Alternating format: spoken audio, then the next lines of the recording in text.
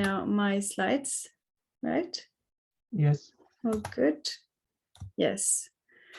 So we are here today to talk to you about what is your data, specifically in the context of Uber, if you're an Uber driver or an Uber client as well, and what can be done with this data. This is our second live streaming with Bolivia Day. Thanks to Brahim, who has allowed us to host this streaming via his account on Facebook. And this is a cooperation between Personal Data IO. This is the NGO I am directing.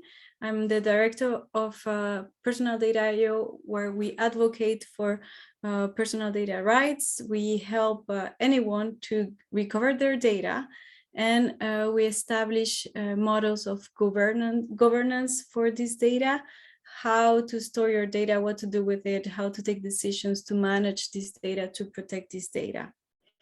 And we do it for the common good. It's an NGO nonprofit for the public interest. And we are here with Paul Olivier Day, that I let him introduce himself. So, hi everyone, my name is Paul Day. I'm also affiliated with the Digipower Academy project. I'm a member of Personal Data IO, and I'm also the CEO of Estia AI, company building sustainable data solutions, which has the chance of the luck of having obtained funding to work on Hestia Labs, which is a project to build data collectives. So all of this is very much aligned in the same perspective of sort of a data worker union kind of idea. Yes, we have created together Digipower Academy, which is an online and open and free access academy. It's a platform that we're going to present later with tools that are accessible to anyone to analyze their data after you have recovered it. So the program for today is now that you know who we are, and we're going to present you subject access request. This is your right, anyone's right, based on the GDPR, the General Data Protection Regulation in Europe, in the European Union, to request a copy of your data to any company, any service provider, any platform. This one being Uber, but also your supermarket, your pharmacy that is actually holding personal data about you. And after presenting briefly this, we're gonna present the current actions Paul Olivier and I were holding in Geneva in Paris, what we call a digital residency, where we host, we actually come with experts in data to help Uber drivers to recover their data. And the result of this digital residence is files obtained with your personal data, and we're gonna preview what is recovered on these files. And after this process, I'm gonna show you how you can analyze the data. And this is possible thanks to a data analysis tool that we have developed, that Estia has developed. And with our help, with Personal Data IO, we created this Digipower Academy that I will present you. And then finally, we're going to show you Kepler, another tool to go further in the analysis. And you will excuse me because I was a bit sick.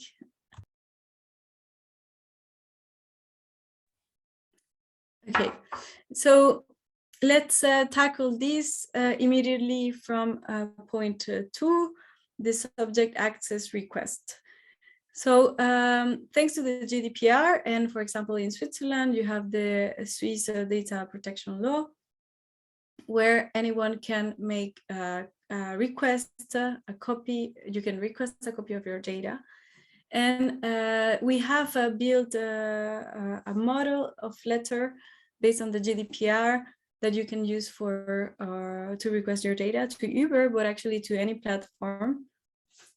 And I'm going to show you quickly this.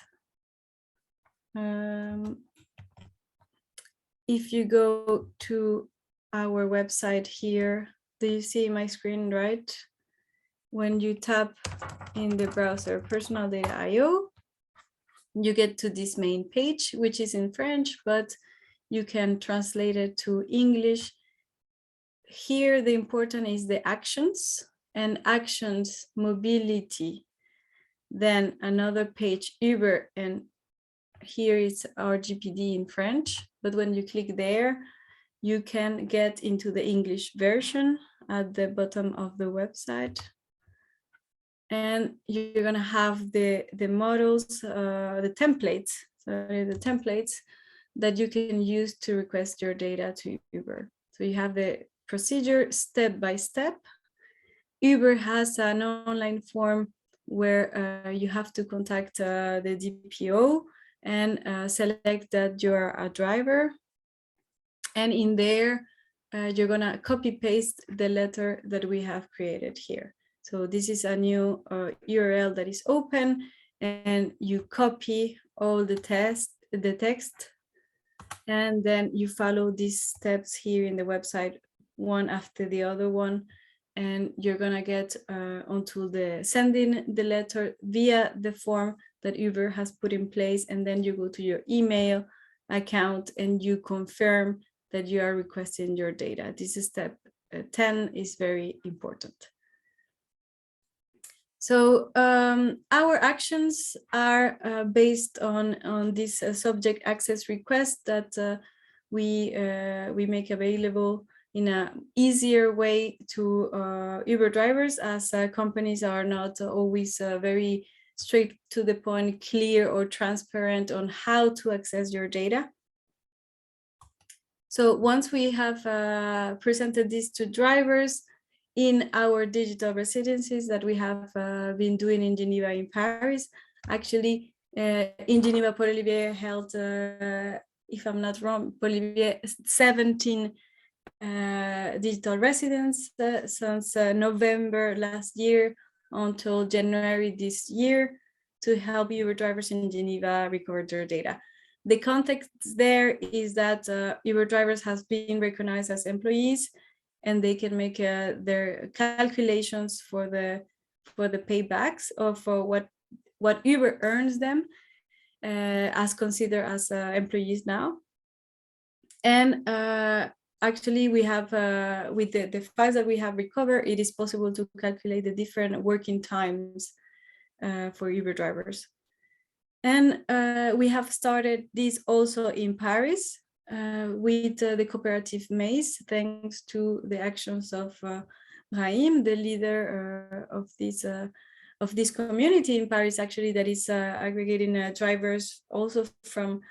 He has this social movement around France. It goes beyond Paris, and the cooperative Maze. It's an important partnership partner that we have started actually this January, and we did already 2 digital residencies, and more than 100 drivers have recovered their data, or at least requested their data.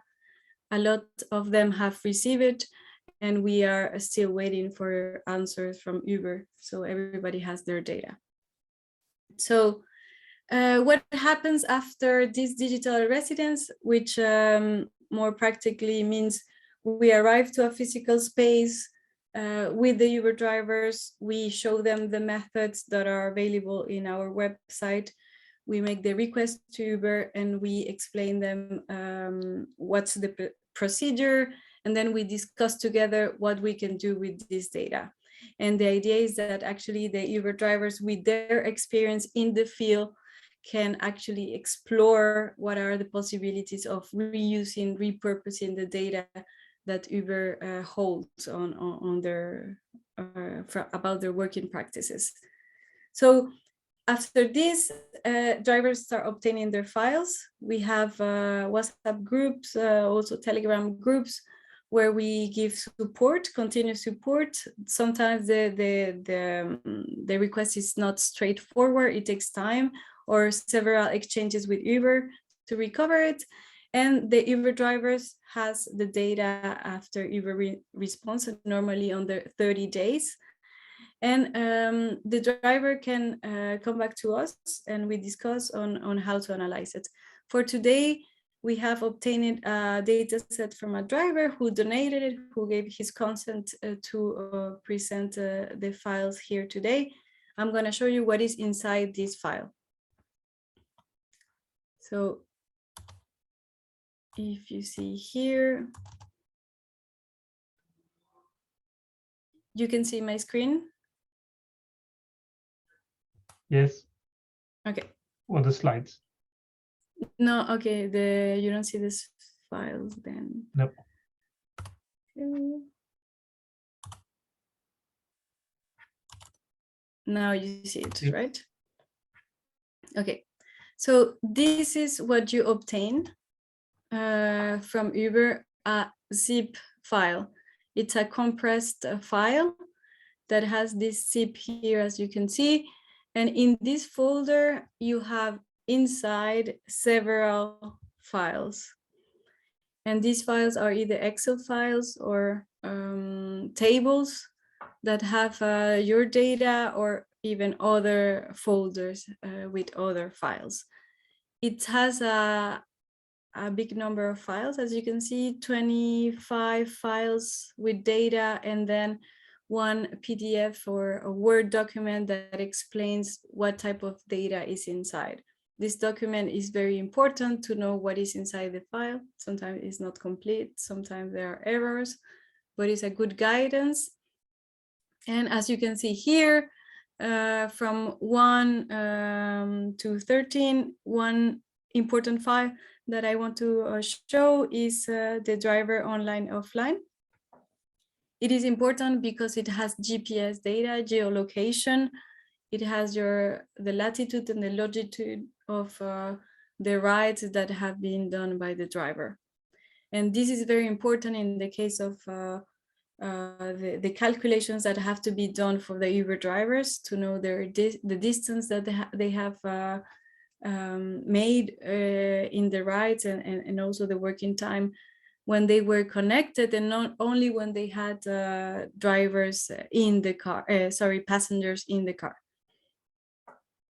Another important file here, Olivier, if you have any comments, don't hesitate. 16 driver trip status.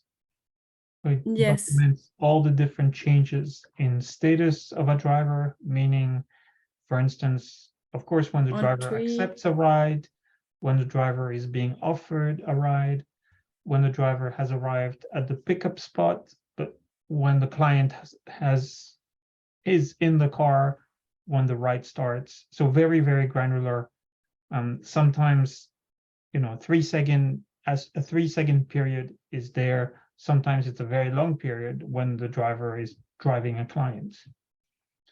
So lifetime trips you mentioned, right? So lifetime trips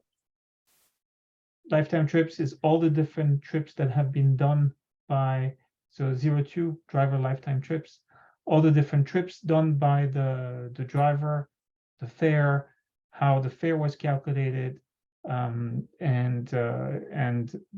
the timing. Yeah. And I think another one that is interesting is rides offered and accepted. That's further down, I think, because that basically is a log of 14 driver dispatches. So all the different proposals for rides that sometimes have been accepted, sometimes have been refused, and sometimes just were not touched by the driver, didn't react. And also 08 detailed driver device data.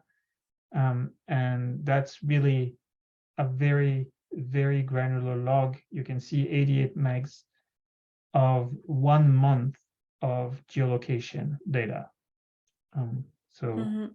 With drivers having years of such data also held on the servers of Uber, essentially. And one important point is that actually you have very important data in a different file separately. So you have to, in order to have a better view, you have to combine the different files. And if you want to make the calculations of the working time, it's in what we are focusing in now, you have to there's actually a bigger work that has been done by Estia, by Paul Olivier, in creating a pipeline that allows to combine these files, extract the data that is relevant in order to be able to make the calculations. So it's not a straightforward work to obtain these calculations. As Paul Olivier said, you have geolocation data for 2 months, and this requires that you ask more data to Uber with specific periods to analyze your ride. You're right. So it's a hard work to create a data pipeline that is usable to create the analysis that are required actually by the drivers, but also by their lawyers, the lawyers that are working with them and that need proof to go to court. So after you have received these files, you have also the comments that, for example, your clients left, your rating, score, and a lot of, and one driver even obtained the calls recorded when he called to the support of Uber. He got a big file containing all these calls. Okay, so now I come back to my slides for the next point.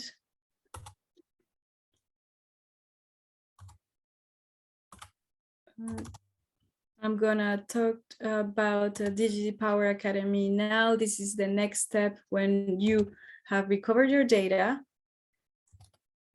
What you can do after is go to our website here. I'm gonna start this again. You go to your browser. It works on your mobile phone or in your computer, or and then you go here to the menu bar, and we have a set of experiences where you can analyze the data from different platforms. As we said, we help Uber drivers, but also any person that wants to recover their data and analyze it later. And here at Digipower Academy, you can analyze your data from Apple Tracker, Fitbit, Google Takeout, Instagram, LinkedIn, Netflix, and so on. If you're a client of Uber, you go here to customer data, Uber Rider. We call it Rider because this is how Uber explains it in the data file. And Uber driver, if you are a driver, this is your data experience. When you click there, you're gonna have this case where you can drop the files that you have recovered. It is important to say that we don't collect the files or the data. You can upload it here, is processed in your browser and in your local machine. And after you close the website or you delete here the upload, nothing is stored, nothing is taken by us. So let's say that you have your file recover in your computer or in your phone, and you're gonna drag and drop it here as I'm gonna do it. You see here in my computer the zip file that is coming in there. It is very, very important that you put the zip file. The zip file is the format that means the folder is compressed, and you can see it here, zip. If it's the good file, then you can click in explore your data. And this is going to extract the files that are inside the zip file. And you can click here on button 3, understand. Here on the left side is just a file explorer where you can see everything that is inside the zip. I'm not going to explain that. I want you to see directly the data analysis. You click on button 3, understand, and you're gonna have a card, a map, sorry. I'm confusing the French and English words. here a map with hot areas. It's a visualization of the data that is in your file. And it is important because this way you can see easily what is in the file. And this is a hot area, meaning that your clients were, is a begin trip and the drop-off trip, where you took the passenger and left the passenger. If you go a little bit down, you're gonna find again what is inside the file. So for instance, the time when you picked up the client, when you dropped off the client, the duration of in milliseconds of the ride, the latitude where you pick up the client, and the longitude, and the latitude and longitude where you drop off the client. So here you have this first preview of your data, but then you can go on different tabs here. In trips, for instance, you're going to have a visualization. These are descriptive statistics or calculations of your trips per month first. This is dynamic. You can go through the points, the curves, and find more information. For example, here in April 1st, 2021, there were 127 trips made by the driver. And then in here you have the specific days where you did this ride. On Sunday, you did, for instance, for this case of this driver, he did 434 rides.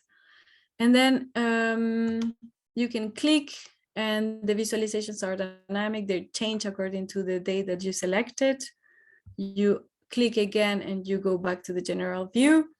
Here you have the time of the day where you did the rides and the status of the trips. So this is something that we saw on the file, right? Remember the file of the status. And here is a visualization, the statistics of the rides that were completed, that the rider, or here meaning the passenger, canceled. The third one is that the ones that the driver canceled. And here are 35 trips and so on. Again, down here, you have the description of the file, what it contains and how this is calculated. So basically the raw data that allows to compute these calculations here. And then you go to the third tab, status. It's important to know that the loading time of the map can be different from one computer or one phone to another one, because it depends on your machine capacity. So sometimes it's very slow if you don't have a machine that is performant and that you have a lot of data to preview. So here is another view, another map that actually gives these lines where from the point, the geolocation where your trip began and when it ended. If you click here on the second icon in the map, you can see the legend of what are the different colors here in the map. For instance, let's see, here we see mainly orange, and orange is on trip, meaning that these trips are when the driver is ongoing with the passenger in the car. And well, you can zoom to have a better view. You can click on the line and see the exact time, the exact date when this trip happened. As usual, here down you have the description of the file, the data that is inside the file. One thing nice here is that you can filter the view. For example, here we have the open status when you open the app, right? And you can select or deselect, unselect this status to filter and to have a better view in the card. When you have so much data, it becomes, of course, a bit harder to see the details. Well, we have, okay.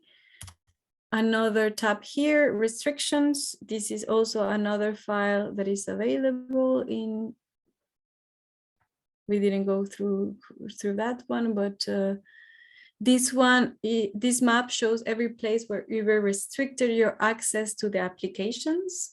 And the file also contains the reasons why they temporarily suspend your access to the application.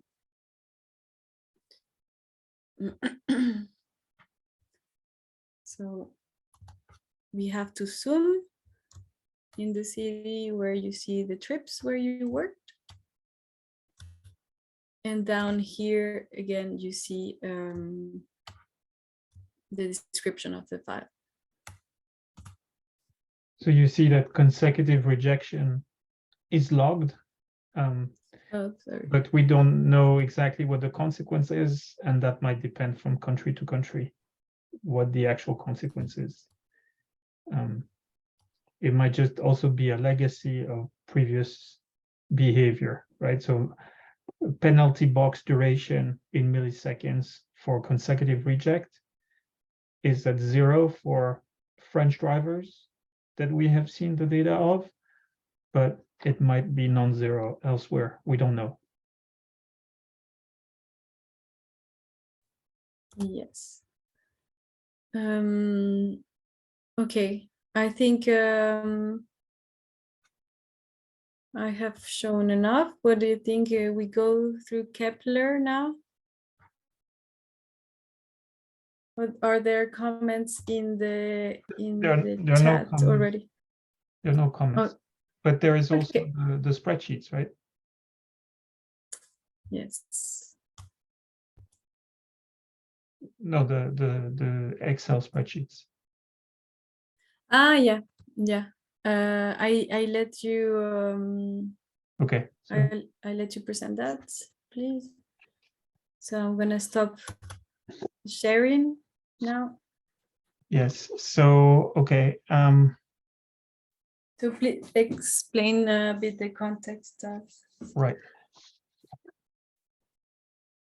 So what we have been, we understand that what many drivers are interested in is actually computing their number of hours or their kilometers working, so that they can potentially defend their case in front of labor court. So what we have been doing is is computing that, but it's quite hard because what Jessica has shown is happening in the browser, and as you saw, it involves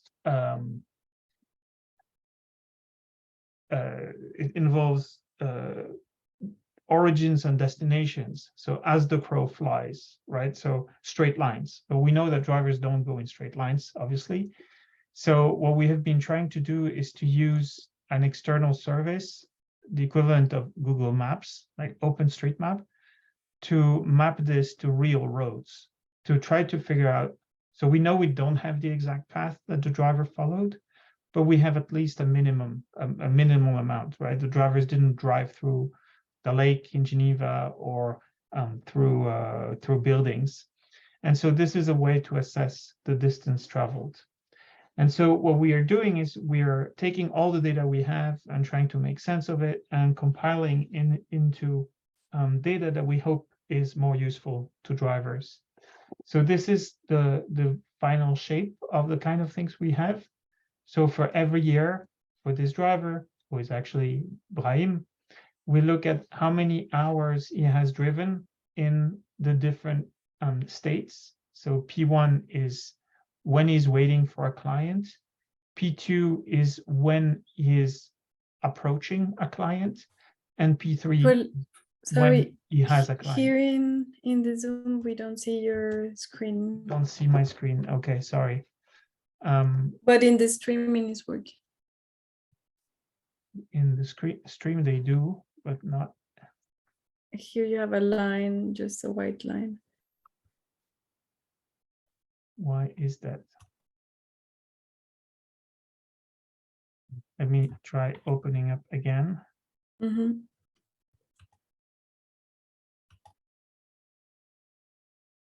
So I'll share my full screen. Yep. Okay, can you see my now? Yes. Yeah. So here I will yeah, so because P1 is the time or the period where the driver is waiting for a client. P2 is the period where the driver is driving towards a client, and P3 is the period where the driver is with a client, driving the client somewhere. So I think in everywhere, Uber considers that the driver is only working when he's with the client, so in P3. But in Geneva, and I think in France as well, it's essentially a given now that when the driver is approaching to pick up a client, the driver is also working. But there is still, so that's why we've grouped P2, 3. But there is also still uncertainty about what is going on when the driver is just waiting for a client. So in order to enable drivers to really understand what is going on, because they might be waiting on multiple platforms, and to enable lawyers to help them, we have decided to split those two, not to just compute the whole sum, but to take the P1 period when they're waiting and then the rest separately. And for each of those periods, we're computing the total time. So that's why you see H duration, right? So these are a number of hours here for different years and a number of kilometers. And the kilometers are as the crow flies, as a bird flies, or OpenStreetMap. So trying to fit it to a specific grid, city grid, right? So that's a total that in this case Brahim would get, and we can also, of course, give this total per different year or different month, or even different weeks or different days, different hours.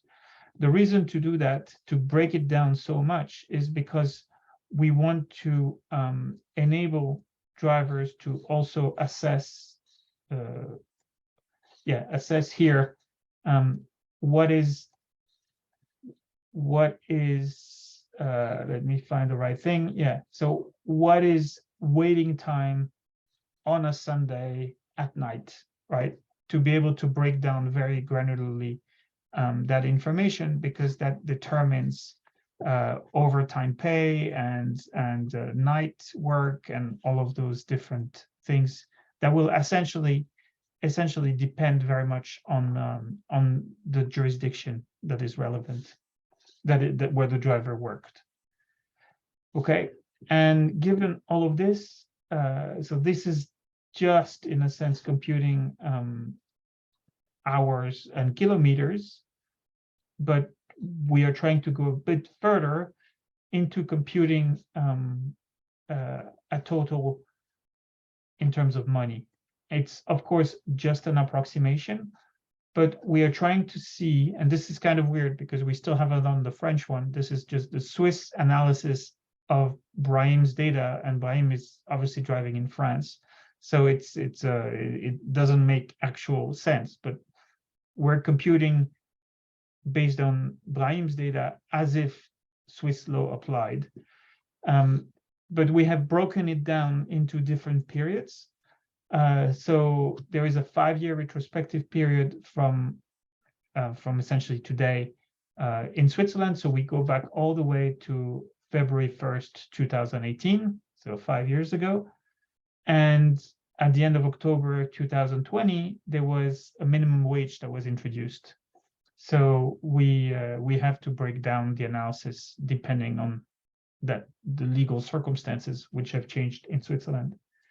And then we can compute hours and kilometers, and then do very basic analysis of what is the minimum wage, that if there is one, or what is the wage that the driver would aim for or would be their lawyer would defend. What is the reimbursement per kilometer, right? So it's 70 Swiss cents in here in general per kilometer. And then we do very basic totals of the duration, the distance, etc. We now have plugged in an extra module to compute. This is not the latest version. We have one version that computes now overtime, depending on French and Swiss law. So you don't see the latest version here, but this could also be computed. So that's for the calculations of relevance to labor courts, essentially. Note that this is delivered as an Excel file. The idea of delivering it as an Excel file is that it's an app. It's not just like a bunch of numbers, because if I change a value here, you will see that some values change on the right. So it's very dynamic, but it's not. The idea is to enable drivers to compute things themselves with this tool, and to go see lawyers, and to be more autonomous in what they do with it. Unfortunately, we're not able to do this in the browser, like what Jessica showed, because of this fetching of additional information for the trajectories, for the where did the driver go through effectively. That's much more technically complex to compute, and so we have to do it through this kind of more centralized system. That's for the Excel analysis, if you want. And then if I can add something. Sure. It's important to say this is the result of working together with the lawyers in Geneva, because it is adapted, as Bolivia explained, to the Swiss working law, which actually it means that it can be adapted to any context, to France and to the working law there, because it has a different regulation of night working hours, supplementary working hours. So it's all customizable according to the working law, and it requires the cooperation with the lawyers and with the drivers themselves, because now when this is an individual action for now in different contexts. So actually we have seen that drivers can have a different working periods, different trajectories, different status of and also different claims that they want to make in court.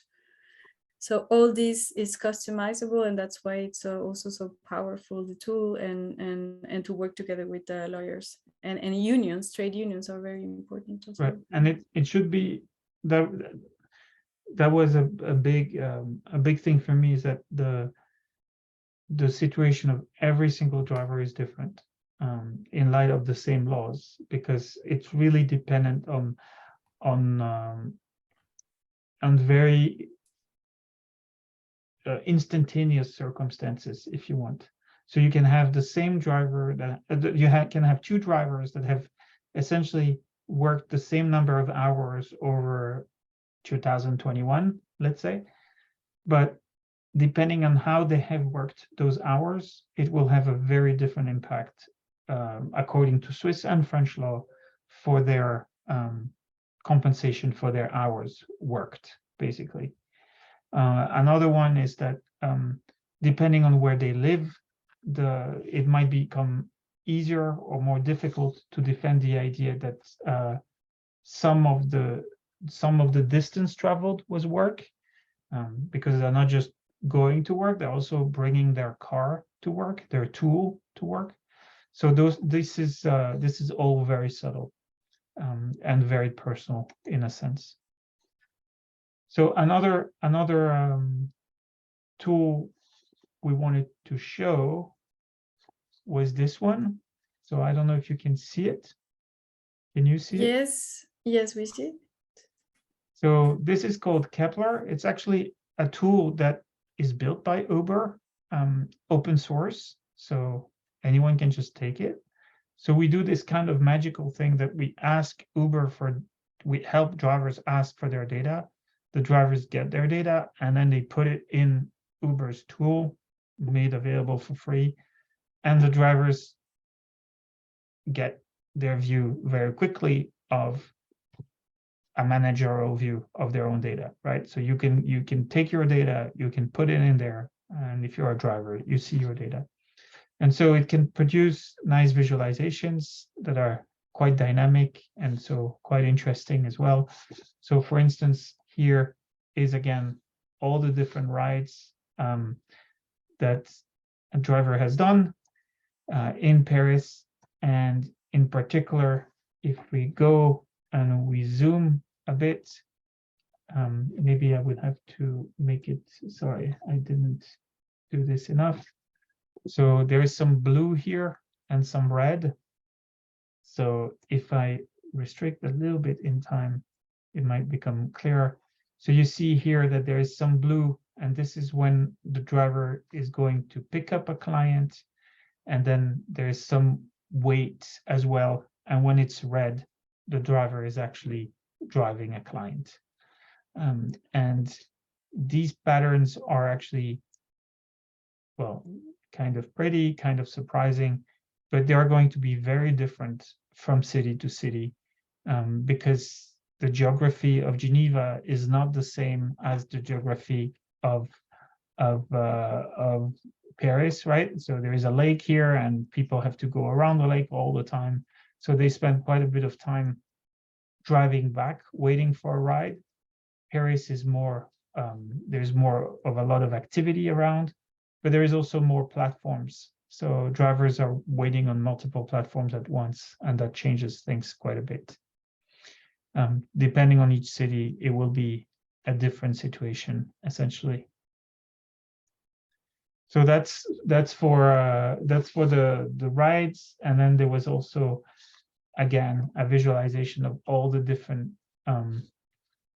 rejections in the different blockages in different places based on rejecting too much rides. We're not clear on what the consequences are, but there is a log of when there is too many consecutive rejects. So Jessica, back to you. Yes, thank you. So maybe a bit of our actions, our perspectives with the personal data recovery analysis. So everything now looks pretty nice. I was watching you, Olivier, and it doesn't show all the hard work that is behind pre-processing the files, understanding what is inside this file. And this is a collective work we did, as I repeated already, with lawyers, with the drivers, investigating what is in their errors that were found, the geolocation, for example, translating miles into kilometers so the Uber drivers could read and understand every trip and compare it with their own experience. Also calculating different times that were deduced from the information that is in the file, but that is not complete always. And also all the emails exchange with Uber, because they don't give the data straightforward. So we always have to request more and enter into discussion and using the legal framework to concretely and correctly exercise our data access right. So what we are doing, we do it because we believe Uber drivers, anyone, clients, ourselves, politicians can recover their data and understand better how platforms can influence their work. And also because we believe that we need a collective action. This is not gonna go too far if we stay on one analysis, one Uber driver. It's a matter of creating data commons or aggregating, mutualizing data, if you want. So we believe that we can only become stronger as a community if a lot of drivers, but also clients and drivers put their data together. One important thing is that actually we have seen that clients, Uber clients, receive more data than the Uber drivers, and different data as well. And one driver also can receive different information from another driver in the same city or in different countries. The methods for accessing the data is different in every country as well. So drivers together can help each other from different countries. And we believe in this collective action where we actually put together our data and we have a better visibility on how the platform is influencing our life or our working conditions. And actually, we also do this because we want to repurpose the data. Once you recover your data, you can do something new with it. And the possibilities are really infinite, I want to say, because it's now the data in the hands of the Uber drivers. They can create innovation around this data. They can create social innovation and not just a technological innovation. Some want to create an app, but others want also to better understand traffic flows, mobility patterns in the city, create tools for scheduling the available time of drivers, so they are not waiting all the time in the public space for a ride given by Uber. And Uber drivers are stronger than Uber because they have the visibility on the field, how the work really happens in the field. They have the network of drivers together with taxi drivers, with drivers from other platforms. That's very important because one Uber driver can also work for another platform and then recover the data from this other platform. Uber drivers or any driver also uses Waze or Google Maps to make a calculation of the distance and know if the ride or the trip is worth it or not. And all this data can be recovered by the driver and then have a more complete view of the public space, of the transportation system, and then reuse it to find new partners, create partnerships with local authorities. And this is what is happening around the cooperative maze with Brahim, that has the support of local authorities to innovate. And he wants to innovate with data, and he wants to innovate with drivers from different platforms and from different cities. And we think here in Paris, there is this potential of creating a community where we can innovate and where every community can also have his own or their own purposes around data. So it's not the idea of centralizing or having one purpose for all. We want to give anyone the possibility to define the purposes around data, and we're there as data experts to work together. That's the idea. We learn with the drivers, we learn with different communities, and we exchange our knowledge. So I had a question. Yeah, the cooperative, it's called Maze in Paris with Brahim. So that's it. That's it for us. Again, I repeated, Personal Data IO is the NGO that I direct now, and Estia AI, it's the company of Paul Day. Together, we are helping drivers and anyone to record their data, analyze the data after they receive it, and develop tools that are available online as you see them, or on the request, like the Excel file that was specifically adapted to the workflow. And this is all because we want drivers to become autonomous. We don't want to depend on us or on any expert, or we want to work together, and we want to give autonomy, empowerment of this data analysis to be in their hands. So thank you very much for coming, for being here online and in the live streaming following. Thank you again. Thanks for your comments. Olivier, if you want to say something, conclude, or say bye. Yeah, so thank you everyone for attending. I'm sure there will be more of those, and I'm sure it will be an exciting future here in relation to data and all those different opportunities that Jessica mentioned. So thank you all. And I'll stop the stream now and recording.